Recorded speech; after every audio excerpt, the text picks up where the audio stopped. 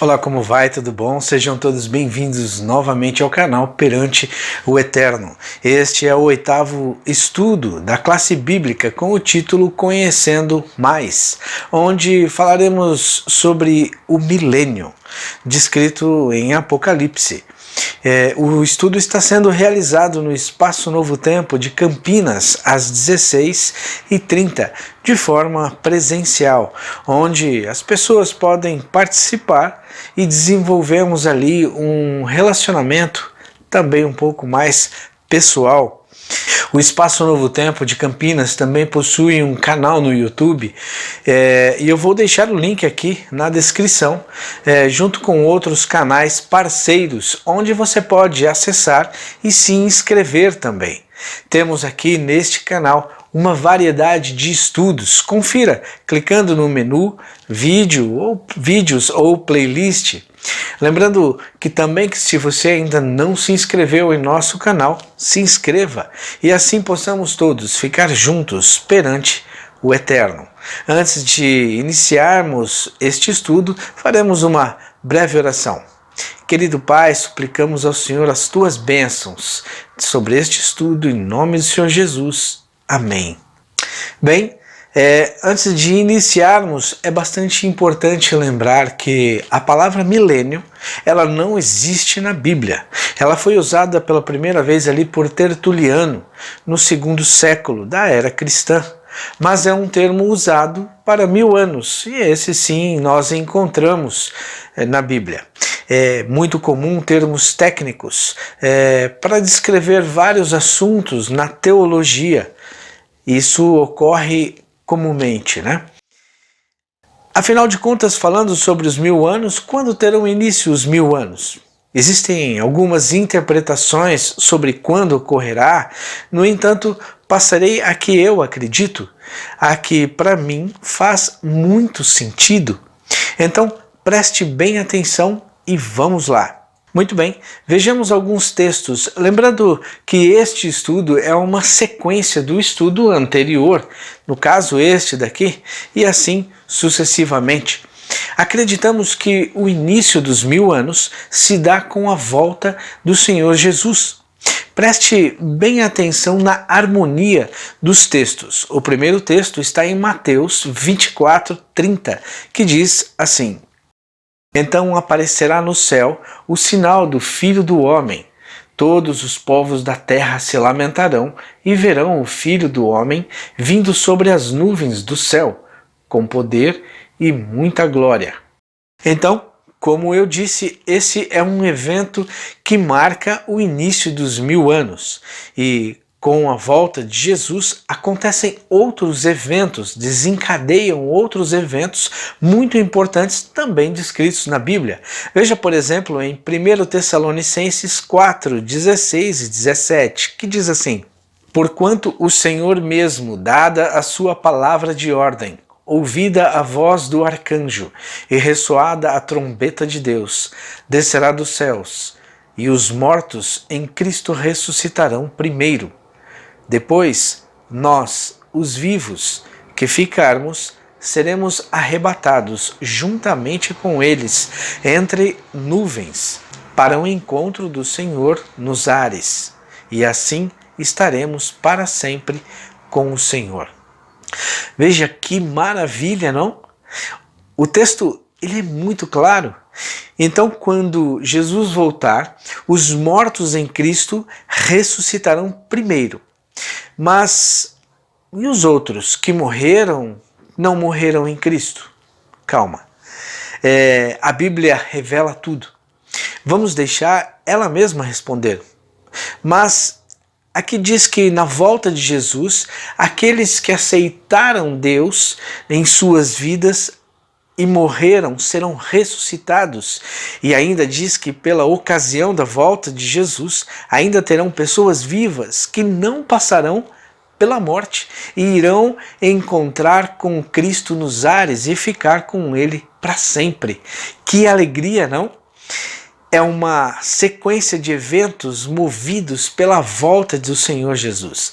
Vejamos o que vem depois, então. Encontramos lá em 2 Tessalonicenses 2, verso 8, que diz assim: Então será, de fato, revelado o iníquo, a quem o Senhor Jesus matará com o sopro de sua boca e destruirá pela manifestação de sua vinda. Veja também Isaías 66, verso 16, que diz assim: porque com fogo e com sua espada entrará o Senhor em juízo com toda a carne, e serão muitos os mortos da parte do Senhor. Olha só o que o texto está dizendo então. Na ocasião da volta de Jesus, aquelas pessoas que não o aceitaram como seu Senhor e seu Salvador pessoal e ficarem em seus pecados serão mortos. Uau, que forte esse texto, não é verdade? Então se concretizará o que está escrito lá em Apocalipse, capítulo 20, verso 2, que diz assim: ele prendeu o dragão, a antiga serpente, que é o diabo, Satanás, e o prendeu por 1000 anos. Muito importante também lembrar que o livro de Apocalipse é um livro profético e, como tal, é cheio de simbologias e muitas metáforas, e não segue uma ordem cronológica também. Satanás ficará preso pelas circunstâncias, porque não haverá mais ninguém na terra para ele tentar, lembra? Vamos imaginar a seguinte situação. Você contrata, por exemplo, um pedreiro ou um pintor para fazer um serviço na sua casa. Porém, o serviço que ele tem que fazer, ou a manutenção, é do lado de fora. E aí você sai para trabalhar. E então, ao meio-dia, mais ou menos, ou no período da tarde, você liga para ele para saber como é que foi a reforma. Então ele diz assim: olha, eu não consegui fazer nada, choveu a manhã inteira, eu estou com as mãos atadas. E aí, realmente ele está com as mãos atadas? Claro que não, é uma expressão para dizer que está impossibilitado de trabalhar. A mesma coisa Satanás, ele estará preso pelas circunstâncias, preso na terra. Na ocasião da volta de Jesus, os mortos em Cristo ressuscitam, lembra? E junto com eles os que estiveram vivos e o aceitaram são levados para os céus. E os que estavam vivos e não aceitaram morrerão, como lemos. E então ele ficará sozinho com o seu covil de demônios, presos aqui na terra, contemplando o resultado de todo o mal que ele cultivou, contemplando o resultado da sua rebeldia contra Deus. Bem, o que mais acontece após isso então? Todos que não aceitaram Cristo permanecem mortos aqui. E afinal, quais as condições dos salvos durante o milênio? Bem, vejamos o que diz Apocalipse 20, verso 4. Diz assim: vi também tronos, e nestes sentaram-se aqueles aos quais foi dada a autoridade de julgar. Vi ainda as almas dos decapitados por causa do testemunho de Jesus, bem como por causa da palavra de Deus, tantos quantos não adoraram a besta, nem tampouco a sua imagem, e não receberam a marca na fronte e na mão, e viveram e reinaram com Cristo durante 1000 anos. Lembrando mais uma vez que 95% do livro de Apocalipse não se entende como se lê. Quando aqui o texto diz que João viu a alma dos decapitados, é importante lembrar que todos que estão salvos e foram ressuscitados, como lemos anteriormente.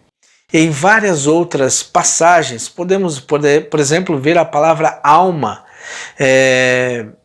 como pessoa em si. Por exemplo, quando Pedro pregou e foram batizados quase 3.000 almas. Eram 3.000 pessoas. O termo está se referindo a pessoas. Ainda faremos um estudo aqui sobre este assunto. Enfim, em base também a esse texto que lemos, Os tronos que foram colocados e foi dado a autoridade de julgar faz parte da segunda fase do juízo, que estudaremos mais tarde também.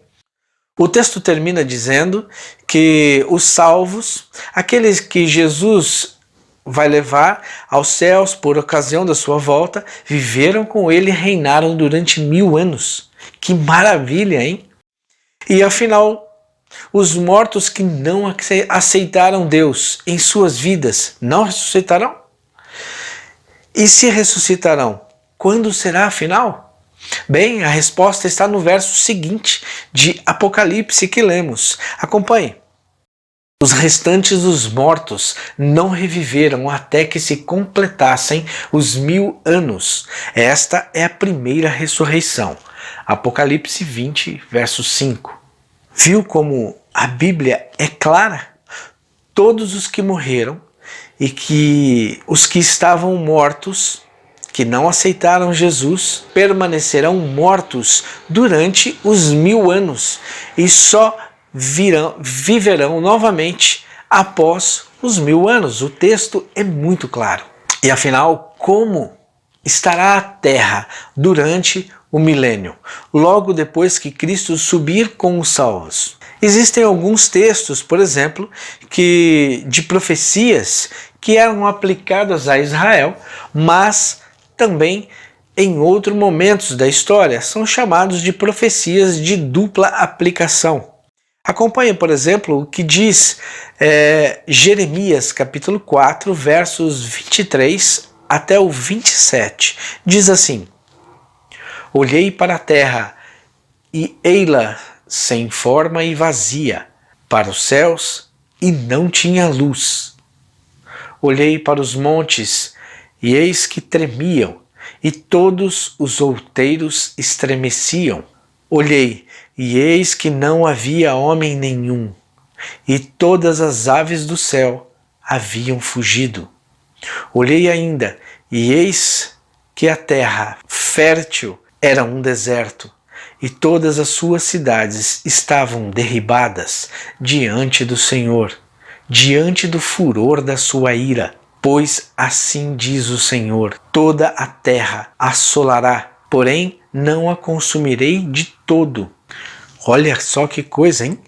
Perceba que Jeremias teve esta visão e ele diz: olhei para a terra e ei-la sem forma e vazia.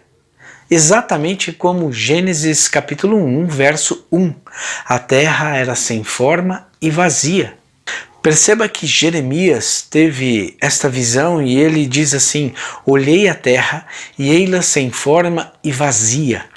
Exatamente como o texto de Gênesis capítulo 1. A terra estava sem forma e vazia. E a palavra para designar do hebraico para o grego esta expressão na Septuaginta é exatamente a mesma, descrita lá em Apocalipse capítulo 20, verso 3, onde Satanás ficaria preso ao iniciar os 1000 anos, traduzido como abismo. E como vimos, a terra ficará completamente desolada, sem nenhum habitante. Acompanhe também Jeremias capítulo 25, verso 33. Diz assim: os que o Senhor entregar à morte naquele dia se estenderão de uma a outra extremidade da terra. Não serão pranteados, nem recolhidos, nem sepultados. Serão como esterco sobre a face da terra. Uau! Mais um texto forte e assustador, não? Parece um filme de terror? Pois é.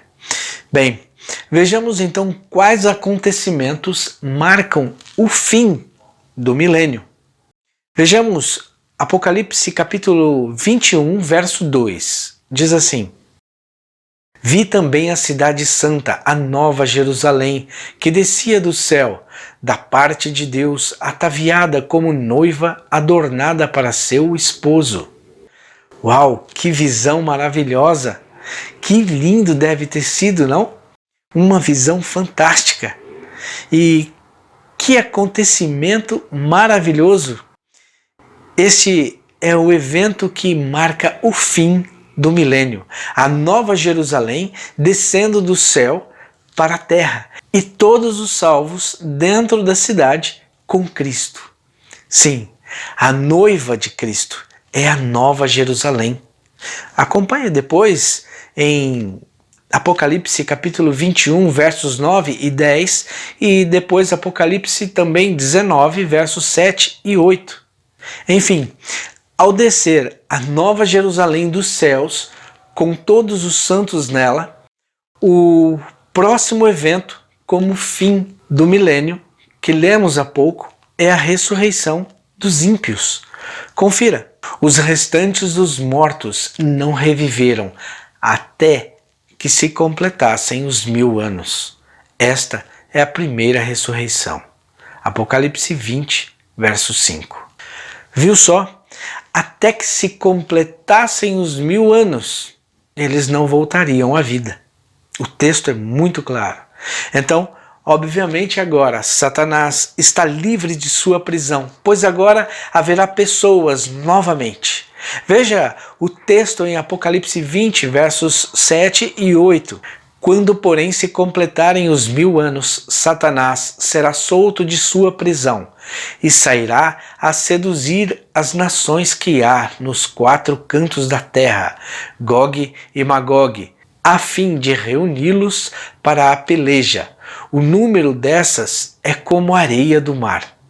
Bem, agora Satanás está livre de sua prisão, porque agora as pessoas que não aceitaram Cristo em suas vidas e morreram em seus pecados serão ressuscitadas, porque passaram os 1000 anos, como a própria Bíblia diz. E como o texto disse, ele irá seduzir e enganar as nações. E o número dessas pessoas é como a areia do mar, tão grande e inumerável. E o texto continua, e ele diz que agora eles vão em direção da cidade santa para tomá-la. Acompanhe. Marcharam então pela superfície da terra e sitiaram o acampamento dos santos e a cidade querida. Desceu, porém, fogo do céu e os consumiu. O diabo, o sedutor deles, foi lançado para dentro do lago de fogo e enxofre, onde já se encontram não só a besta, como também o falso profeta. E serão atormentados de dia e de noite, pelos séculos dos séculos. Apocalipse 20, 9 e 10. Uau, que coisa, hein? Eles sitiaram a cidade santa e queriam tomar essa cidade, onde todos os santos e Cristo estavam. E então, esse é o momento onde serão destruídos efetivamente, onde cai o fogo do céu e os consome. Veja também o que diz lá em 2 Pedro, capítulo 3, verso 7. Ora, os céus que agora existem e a terra, pela mesma palavra, têm sido entesourados para fogo, estando reservados para o dia do juízo e destruição dos homens ímpios. Olha aí, esse é o juízo executivo, a terceira fase do juízo. Quanto ao que está escrito que serão atormentados pelos séculos dos séculos, e sobre a fase do juízo ainda estudaremos em um outro momento. Bem, podemos ver aqui que descerá fogo do céu e destruirá todos os que estiverem fora do acampamento do Senhor, ou da cidade santa, e o mesmo fogo que queima é o mesmo fogo que purifica, e tudo será novo, refeito diante dos olhos dos salvos. Mas então, o que acontece após o milênio? Vejamos em Apocalipse 21, verso 1.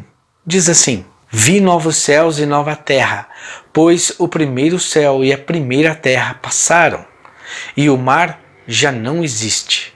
Que maravilha, não? Agora não haverá mais nada de ruim. A promessa de Deus se cumprirá.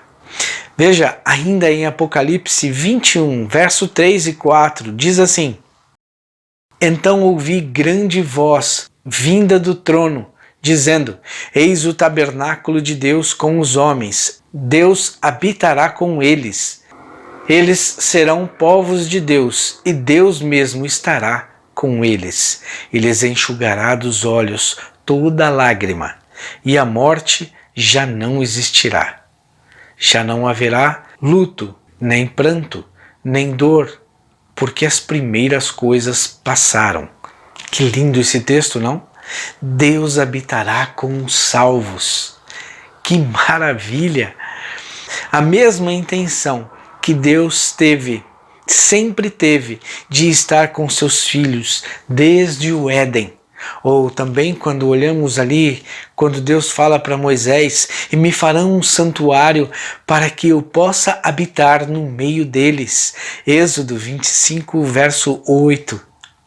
Ou quando até mesmo João, ele diz assim: e o verbo se fez carne e habitou entre nós. João 1,14. E você? Quer morar com Deus? Quer estar sempre na presença do Eterno, onde nunca mais haverá preocupação, tristeza, dor, morte, não haverá mais doença? Enfim, como vi uma vez, será só alegria. Vamos recapitular então. O início dos 1000 anos então se dá com a volta de Jesus. E conforme lemos, haverá a ressurreição dos mortos em Cristo. E todos os vivos que aceitaram Cristo em suas vidas serão arrebatados para o céu junto com eles nesse momento. E como vimos, os que estiverem vivos e não aceitaram Jesus serão mortos. Então, nesse período de 1000 anos, Satanás estará preso com os seus anjos, preso pelas circunstâncias, pois ele já não pode mais enganar ninguém nesse período. Nesse período, os salvos estarão no céu, onde ocorrerá a segunda fase do juízo. E na terra, tudo destruído e todos permanecem mortos. O que marca então o fim dos 1000 anos? Como lemos, é quando a Nova Jerusalém desce do céu, com Jesus e todos os santos nela. Nesse momento, lemos também que os mortos que não aceitaram Jesus ressuscitarão. E por isso, Satanás agora é solto de sua prisão. Então lemos também que eles vão sitiar a Nova Jerusalém para tomá-la. No entanto, desce fogo do céu e os consome todos que estão do lado de fora. Que coisa maravilhosa, não? O que você acha disso? Olha só, conseguiu imaginar um pouco? Acompanhe ainda o que Deus reservou para os moradores da terra renovada. Vamos ver lá em 1 Coríntios capítulo 2, verso 9. Mas como está escrito, nem olhos viram, nem ouvidos ouviram, nem jamais penetrou no coração humano o que Deus tem preparado para aqueles que o amam. Olha só, a Bíblia é muito clara ao dizer que, por mais belo e lindo o lugar e as coisas que você possa imaginar, ainda será pequeno. Nós não fazemos ideia. Às vezes, olhamos algum filme, alguma imagem maravilhosa de lugares tão belos e já nos contentamos se fosse assim, não? E, no entanto, a Bíblia diz que será muito melhor. Bem, diante de tantas coisas maravilhosas, existem ainda algumas pessoas que não estarão lá. Vamos ver o que a Bíblia diz? A Bíblia nos diz em 1 Coríntios capítulo 6, versos 9 e 10. Diz assim: Ou não sabeis que os injustos não herdarão o reino de Deus? Não vos enganeis, nem impuros, nem idólatras, nem adúlteros, nem efeminados, nem sodomitas, nem ladrões, nem avarentos, nem bêbados, nem maldizentes, nem roubadores herdarão o reino de Deus. Puxa! Bem, quem então herdará o reino de Deus? Leamos então em Apocalipse capítulo 22, versos 14 e 15. Diz assim: Bem-aventurado aqueles que lavam as suas vestiduras no sangue do Cordeiro, para que lhes assista o direito à árvore da vida e entrem nas cidades pelas portas. Fora ficam os cães, os feiticeiros, os impuros, os assassinos, os idólatras, todo aquele que ama e pratica a mentira. Bem, o texto ainda complementa: quem ficará de fora? E obviamente a palavra cão é simplesmente uma expressão figurada de pessoas com caráter impuro. Não é o cachorro em si, mas todos aqueles que poderão entrar são aqueles que aceitaram o Senhor Jesus como seu Salvador pessoal, que se tornaram justos pelos méritos de Cristo. Esses herdarão a vida eterna. Infelizmente, o inimigo das almas tem colocado todo tipo de pensamento para que as pessoas se justifiquem em seus pecados, quando Cristo está disposto a perdoar a todos.